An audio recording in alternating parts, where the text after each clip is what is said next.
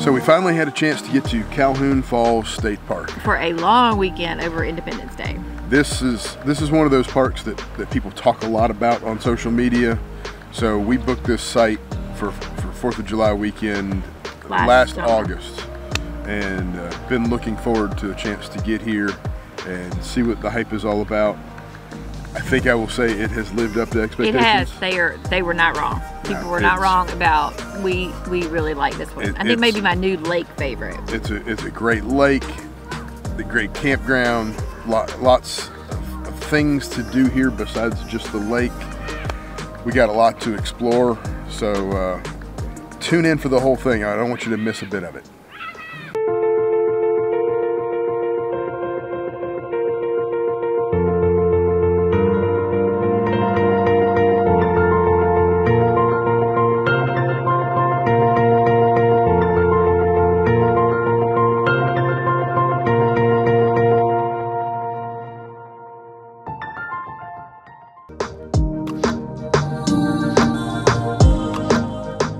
So shortly after we got our camper, we kind of put together a list of the campgrounds that we really wanted to see.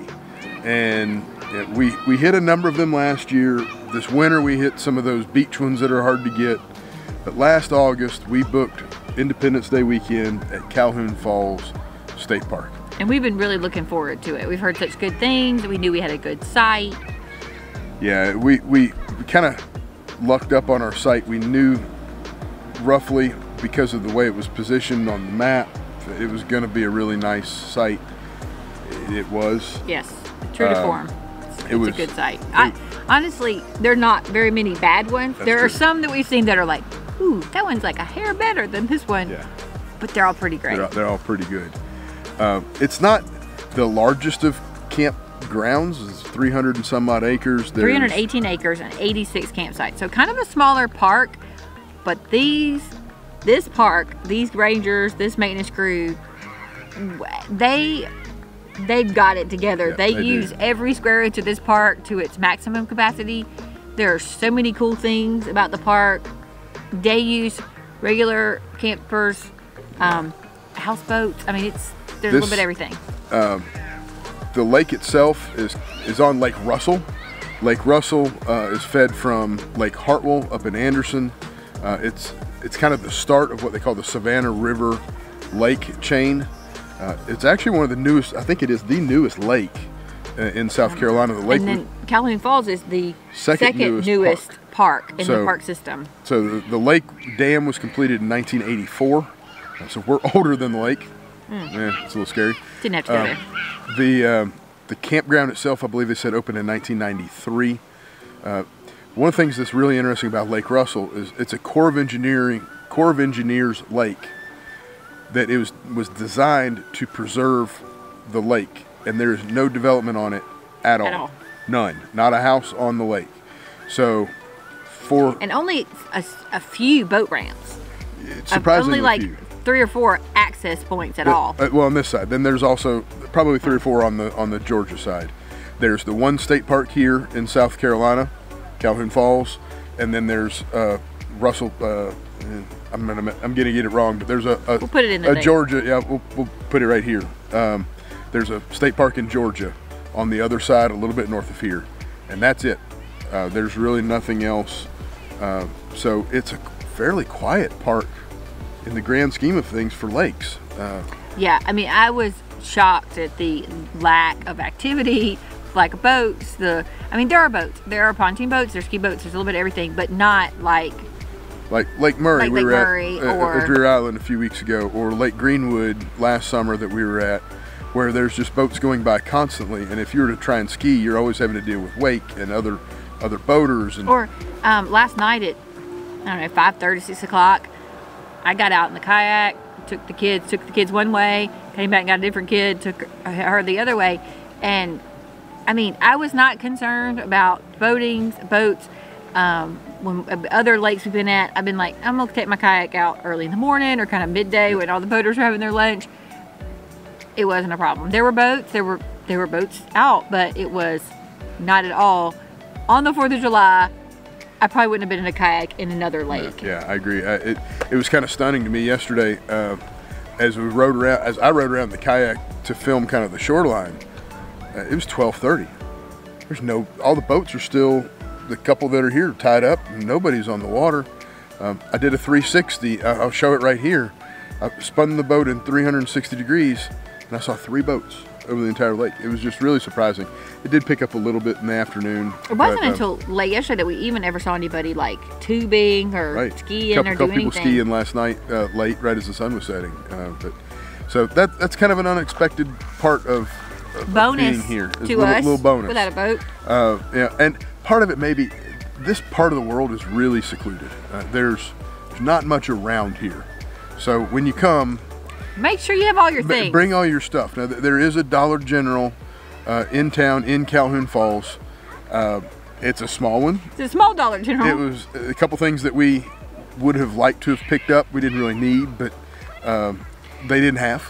We were kind of surprised. One of the rangers did say if you went to Abbeville, so you went the other way, there is an original Walmart, not a supermart, but an original one. Yeah, so there is, and Abbeville's. It was like 20, 30 minutes. Probably 25 minutes away. Nearest big town is Abbeville. And then you go into Georgia. I think you said Elberton, Georgia is a few miles closer. And they have a Walmart there, I believe you said too. So, but, make sure you double check your checklist. Because you're not going to run to the big Walmart and stock up on your bring stuff. extras on things that you're going to use more of. So the campsites themselves, as we mentioned, the campsites are huge. They're huge. These are the largest campsites that we have stayed at that I can think of. Yeah, even non-lake site. I mean, they blow away lake campsites by far, but even a non-lake campsite, it's just so much room. I mean, we not only have like where our campers park, but then we have this whole other section. And we took some pictures and video of other ones because we were able to stay over on Monday. A lot of them were changing hands. We found some really great ones. But there are some. I mean, we found one on a campground 1, 2. Yeah. No, we stayed in campground 1. We stayed in campground 1. At campground 2, we went down there to check out the fishing pier, do a little fishing today, and as people were packing up leaving, we scoped out some other sites, and there are some that are phenomenal. I mean, they're pull through. They have like stairs down to a big giant space bigger than some of the places we've been in with our camper, and then stairs down to almost a private beach. There'd be like 2 or 3 campsites that go to this little sandy bottomed beach. Yeah, I'll go ahead and mention that the sites we're talking about there are sites 58, 60, and well, I guess kind of 57. 57 is a buddy site. So it's on one end of the sandy beach. 58 is right in the middle of the sandy beach. And it's not a typical buddy site. You're not gonna be like this. You're gonna both be facing the same way. You're both facing out. The one is small. Yeah, the one that wasn't the second buddy would need to be a small. Yeah, I don't think you'd be able to put your awning out because you're that close to to your friend's site. So that's a unique site. There are a couple buddy sites around. But if you had a bunch of kids or something that you could put up a tent camp, a big tent there, that would be great. And then they have their own electrical. So, and then 58, as she mentioned, has that deck that goes down, and then a staircase that leads down to a sandy beach. Basically private beach. And 61 also shares access to that exact same. 58 is a pull through, 61 is a back end. So definitely nice sites. Probably the premier sites on Campground 2. At Campground 1, that's where we're at. We stayed in campsite number 19. There's a kind of a peninsula that sticks out in Campground 1. 19, 20, and 21 are kind of the tip of that. 22 is kind of off to the side. We'll take a moment here and I'll do a walk around and you can kind of see our site here, site 19. All right, so we'll do a quick walk around here, site 19 at Calhoun Falls State Park. 19 and 20 are kind of together. I guess maybe 21. You can kind of see we're a little close, but we sit out on a point sticking out into the lake, Lake Russell. It is a fantastic view. You'll see here in a second. If you come around this side, there's a nice curb here. Kind of separate the parking area, which is paved. The whole place is paved. Got a recess there for standard 30 amp hookups and water. Come around over here and look at this huge space for setting up tents, cooking, and then come back here where this view of the lake. This is Lake Russell, and what a great space we have. The sun rises over here, come around this way, and the sun sets over here, and we get everything in between. This lake has no development on it. Look how quiet it is. Now there is a bit of a sharp drop off. We'll see that here. You see that in the video from the kayak. We have a little beach over here on that drop off, but this is what it's about. The peace and quiet and tranquility of Lake Russell.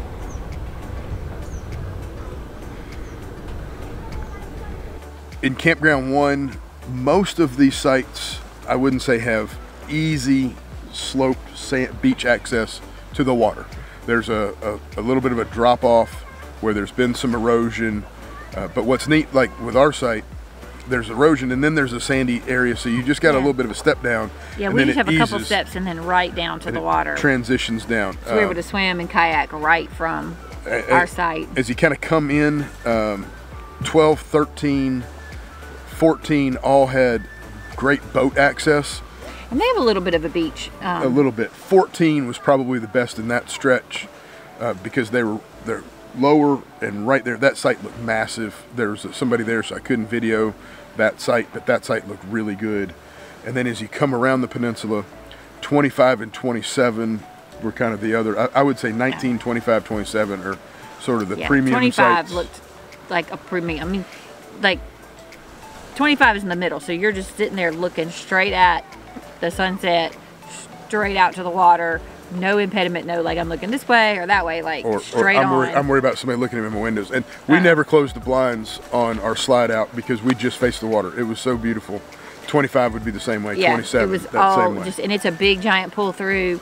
They said they do have pretty decent water access for like the boat if you step right out to it. They did have kind of steps down. Yeah, we filmed some of that from the kayak. Yeah, so you kind of can see that from the kayak side of things. Felt a little more comfortable kind of showing you from there. So all in all, the campground itself, phenomenal. Yeah. Now some of the other things about the park itself, there is a down by the park store, they have a marina.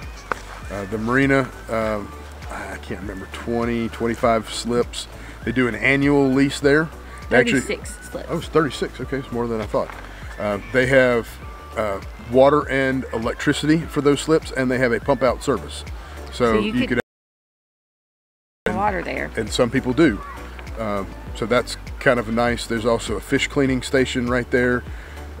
So if you're a big fisherman, you want to clean your fish before you go home, great place to do it.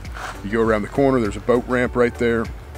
Look like there's probably, I guess, 20, 25 long sites for you to park your truck and trailer, and nice access kind of in a little bit of a cove so that you're not getting beat up too much as you're trying to get in and out of your boat. The other thing I would say is everywhere that they have made the nicest little picnic areas. I mean, down by the park store, the marina, there is 10 or 12 picnic areas. Picnic areas with a grill. So picnic grill. Picnic table. It's got the timbers, sight lines to the water. Pretty vista that kind of looks out. I mean, and they're everywhere. Like they're along anywhere that there's water access. They have made these great little grill picnic spots. It blows my mind. They have used every square inch of this park to the ultimate capacity, and not, you don't feel cramped. You don't feel confined. You have tons of space to go and check it out. There is a great fishing pier down at the other campground. Yeah, Campground 2 has a fishing pier, and what's one of the cool things with it, at night there's a green light that lights up at the end of the pier that attracts all kinds of fish. Really hard to video, so I don't really have a good video. Nancy took kind of a cool picture of the sun was setting. and you can see the green light kind of coming from underneath. But it's neat for the kids. Like our kids thought it was super cool to see the bugs being attracted to the light, the little fish trying to catch the bugs, the big fish trying to catch the little fish. Just kind of that little circle of life experience, and just to be able to see the fish like that. Yeah. I mean, you know, you can go out and put your pole in for all day and might not catch anything, such as our experience. Yeah, we didn't catch anything. We're terrible fishermen, but the being able to stand out there and watch all the fish come in. I mean, we even saw, you know, some very big fish. I think it was probably a bass. It was a little wider than what I think a gar would be. Yeah. But it wasn't quite as wide as a catfish, so I think it was probably a bass. It was on the top. It was too far down to really be able to decipher exactly what it was, but it was just cool to see all that. And there was people fishing. Our neighbor did tell us, he's like, they don't bite there. There's too much bait. Don't try it. But there were people fishing. Yeah. We don't know how it went. We went and fished in the daytime. Clara caught a fish. Clara caught a fish. That was the only thing we caught. We fed a lot of worms to the fish. It's hot, I will say. Like we went kind of midday, which is kind of probably a mistake on our part because it was hot. It was hot. Because you're just out on a pier, you know. Yeah. But if that's your thing. Yeah. We also, we like to go try and get a bite to eat somewhere when we can't camp at these sites. We went down to Mount Caramel Cafe. It's probably about a 20-minute ride south, I'd say, to the small town of Mount Caramel. There's not a whole lot in Mount Caramel. There's looks like one family owns a furniture store there that's kind of got a couple little different stores, and they've opened this cafe. And it's so cute, and it was so tasty, and they were so helpful and had fun. Just opened. Their grand opening ribbon cutting is big grand opening is later in July, so it's brand new, just opened up this summer. But quick service, good food. Good food. I got a fried catfish sandwich. I got a fried flounder sandwich. Sam Henry, a peanut butter sandwich. It was excellent. Peanut butter and jelly. Yep. It was excellent. He got peanut butter and jelly, and Clara just got a cheeseburger. It was good. It was good. It was quick. It was inexpensive. So if you just want to kind of venture out, it's on the way down to Hester's Bottoms State Park, not State Park, Hester's Bottoms Family Campground. I keep wanting to say that it's a state park. We're state park people. Because we're state park people, but it is a privately owned campground. It just reopened this year. We've already put a video out about it, so I'll probably try and link that up here if you want to kind of see about Hester's Bottoms. A lot of people are talking about it. So really neat little getaway and a tip to go see what else is around. But check out, now if you're in the area and you want to, you know, not cook one night, they had breakfast, lunch, and dinner. That's right. Yeah, you could go out for breakfast where you hit maybe a different fishing spot or put your boat in somewhere. There was a lot of people pulled in boats on the side of the road and stuff. So, you know, give them some love. While we were kind of exploring, we also went to the town of Willington. Willington. You'll drive. I think Willington is just past Mount Caramel, if I remember correctly. Willington was an old, like a lot of this area, it was settled by French Huguenots. Willington became kind of prosperous with the railroad stop for where they sold their cotton, and it kind of popped up, and then when the railroad quit stopping there, it quickly kind of fell back. It is super cool, especially if you're a book person like we are. It was a super cool little book shop. There is like a big historical diorama, but somebody basically saved the little town square. These little series of buildings. L-shaped set of buildings.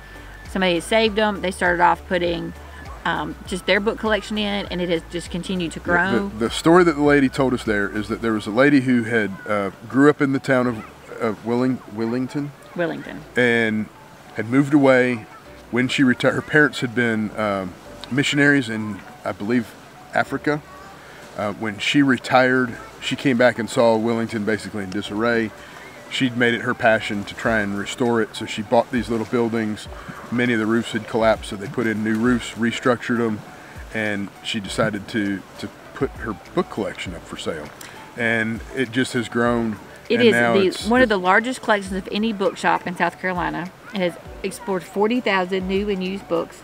It's huge. It's in four different buildings. Probably even more than that. But one whole building was mystery. One whole building was like spiritual theology, Christian studies. One was history. There was like a whole Western building. I mean, it was neat how they've done that.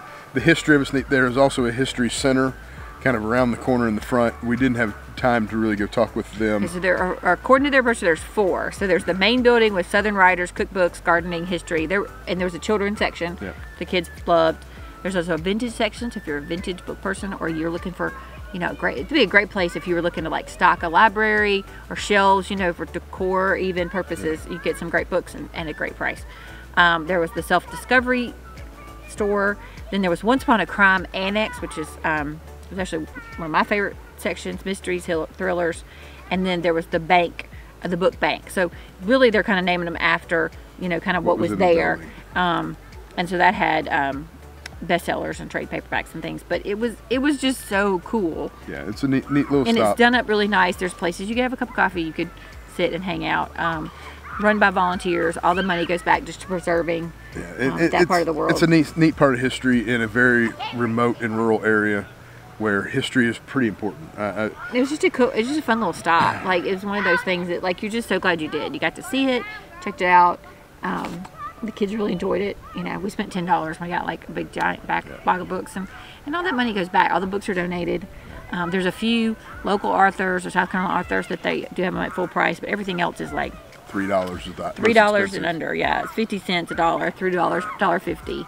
And I bought a relatively new released hardback for $1.50. So I'm excited about it. I'm also glad it's not super close to me.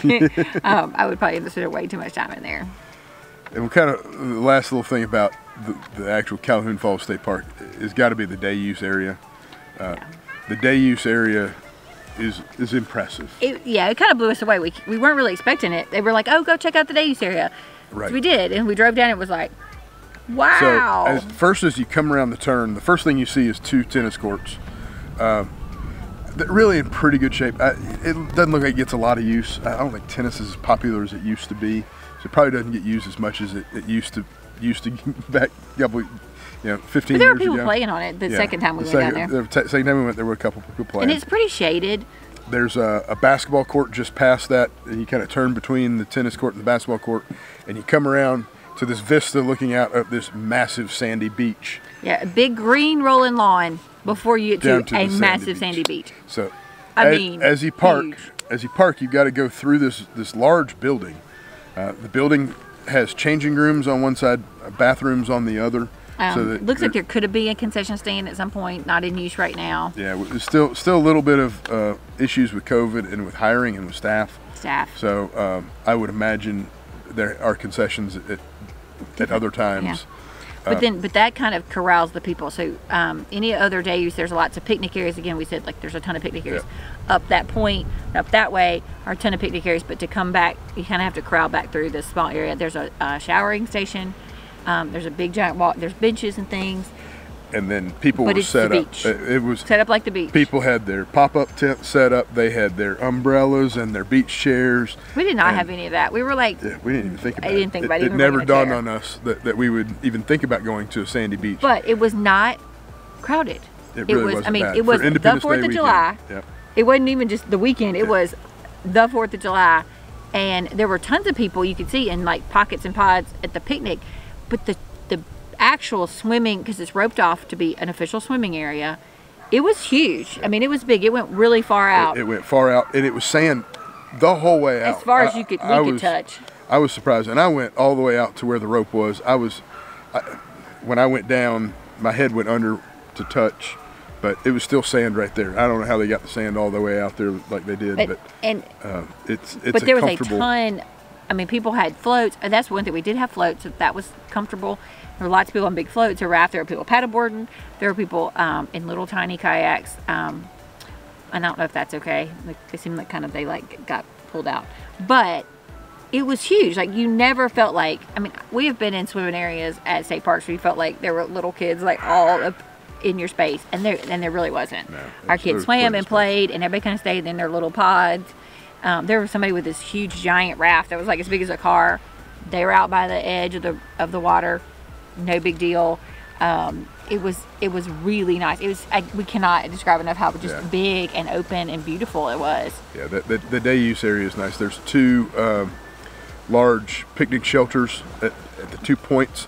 So it's kind of in a cove, and then on each point coming out of the cove, there's a picnic shelter, and as she mentioned, there's a giant playground down there too. There's got to be 25 or 30 of these little picnic areas around that cove, and the peninsulas on each side. Yeah. So there's lots of places for people to set up, and people were grilling in large groups all over the place. It was just fun to see. Like, it just was very American to say we're at the state park, and people were using the little grill. Like, the grills are in good shape. Those little, campground grills with the handles and the levels, and people had them all fired up, and they were cooking on them, and all the cooking smells are happening, and I don't know. It also had a feel of what life was like before COVID. Yeah. that was probably one of the biggest things for me. Was this is what it's supposed to feel like again, and it was really nice. We had a great time. We enjoyed this whole park. Yeah. And we can't say enough either too about the staff. The rangers have been great. They've been super helpful. They've been great with the kids. Anything from answering questions about, tell me about this, and with this, why is the green light, why does it work? To Claire had a small accident on her bicycle. I was kind of walking behind her. The ranger got to her before I did and stopped and took care of her and helped her. There was a water issue next door to us, and they came out and worked on it, and they were so great and nice. I mean, it wasn't our issue, but our kids literally stood. I hope you got some of that. Yeah. Literally stood over the poor guys, like, as they're trying with their backhoe, dig the hole, trying to find where the leak was coming from. And they just chatted, and they told them what they were doing, and then we saw a ranger last night that was working, protecting us from fireworks, people setting some things off, and he had to go be, the bad guy. They also had a parade. It looked like it was kind of impromptu, spontaneous and put together by the people that were here. But it was just, it just has a really cool feel to it, and the staff has done a great job to kind of cultivate that and make sure people feel at home. And one other thing we hadn't mentioned up to this point, but I just want to kind of mention, we did hike the one larger trail. Yeah, it was really nice. The Cedar Bluff Trail. It says it's about 1 3/4 miles long. It comes out from Campground 1, then goes into a big circle on the peninsula next to us, between us and the day use area. And you could even divvy off and go walk to the day use area. But you're going to want to drive because you're going to want your stuff. Yeah, it's there's some hills, so you're going up and down some hills. There's some staircases there. You can tell it needs a little bit of work. Some maintenance that needs to be done on it. It's probably not used a lot. We never saw anybody else on it. I don't think a lot of people come here to go hiking. They should. It's a great trail. It was a little bit challenging. It was really pretty. It's there very was lots of pretty vistas. Lots of great views. So if you come, go explore the trail. It's worth it. But hopefully, there was a couple bridges that had some railing issues. The bridges themselves were fine. I didn't feel unsafe crossing them. No, and there wasn't any place that we felt.